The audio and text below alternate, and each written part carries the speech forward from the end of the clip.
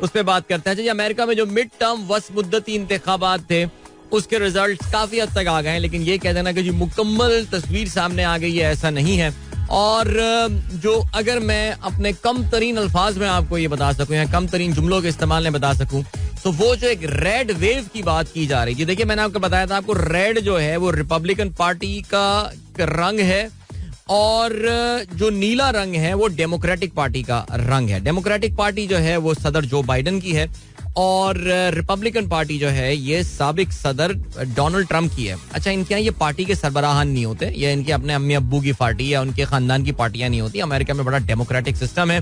The parties are stronger than the individuals, बल्कि वहां पे इस बात को डिसलाइक किया जाता है कि किसी एक शख्स की छाप जो है वो उस पार्टी के ऊपर हो। लेकिन बहरहाल ये जो मिड टर्म इलेक्शंस होते हैं या आमतौर से अमेरिका में जो मौजूदा सदर होते हैं उनकी पॉपुलैरिटी का एक गेज होता है। उनकी पॉपुलैरिटी का जो है वो एक परखने का एक पैमाना होता है कि पिछले 2 साल में सदर ने जो काम किया और उसकी हुकूमत ने जो काम किया है, क्या लोग उससे मुतमईन और खुश हैं या फिर नहीं है।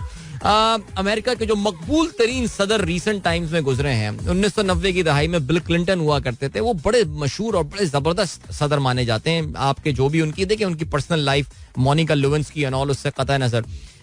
बिल क्लिंटन जो है वो भी अपने दौर में तकरीबन कोई 60 के करीब सीटें जो है रिपब्लिकन्स जो है वो हार गए थे उनके दौर में।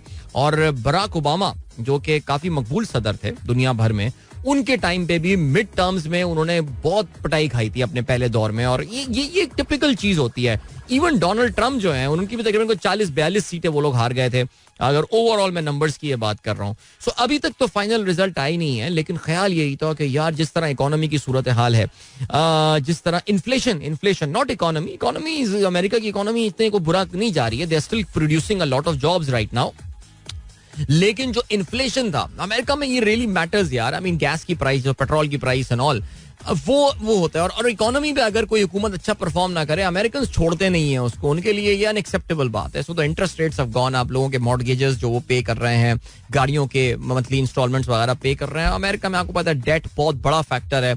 उनकी इकोनॉमी इज कंजम्पशन ड्रिवन, लोग कर्जों पे खर्चा करते रहते हैं, क्रेडिट कार्ड्स एंड एवरीवन। और लोग बड़े फख्र से बताते हैं कि मेरे पास $1 लाख की लिमिट्स है, मेरे पास $80,000 की लिमिट्स है एंड ऑल, जो कि बड़ी खतरनाक बात है, बाय द वे बच के रहा करें इन चीजों से। लेकिन खैर एनीवे, सो अब हुआ क्या सीन है, हुआ ये सीन है दैट बराक ओबामा, सॉरी माफ कीजिएगा, जो बाइडन साहब जो हैं उन्होंने कल तकरीर की, और उनकी तकरीर जो है वो उसमें उन्होंने इत्मीनान का इजहार किया है।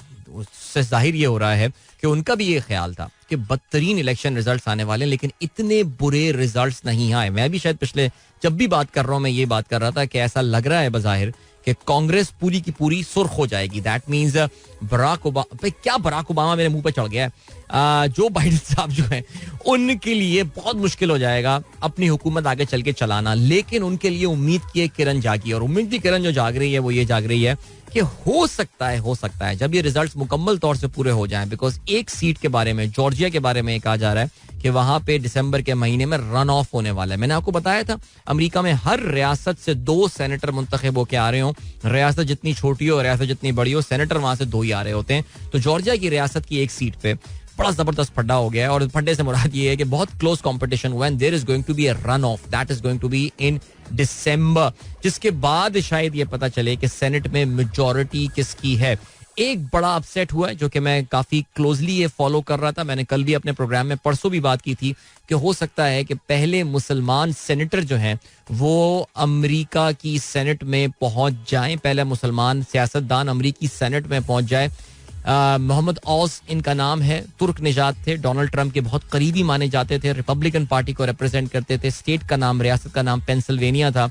इनका मुकाबला था जॉन फेटरमैन नामी एक डेमोक्रेट के साथ, जो कि लेफ्टिनेंट गवर्नर थे of the state of Pennsylvania. लेकिन हुआ यह है कि मोहम्मद औस साहब जो हैं वो अपना इलेक्शन हार गए हैं।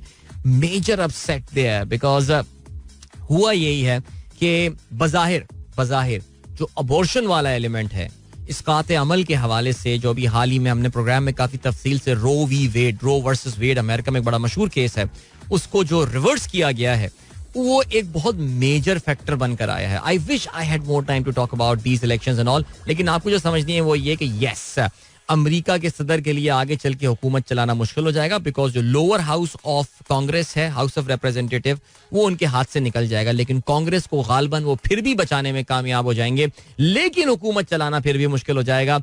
आई wish I could talk about how this has not been a good result for Donald Trump. This is Mira FM 107.4.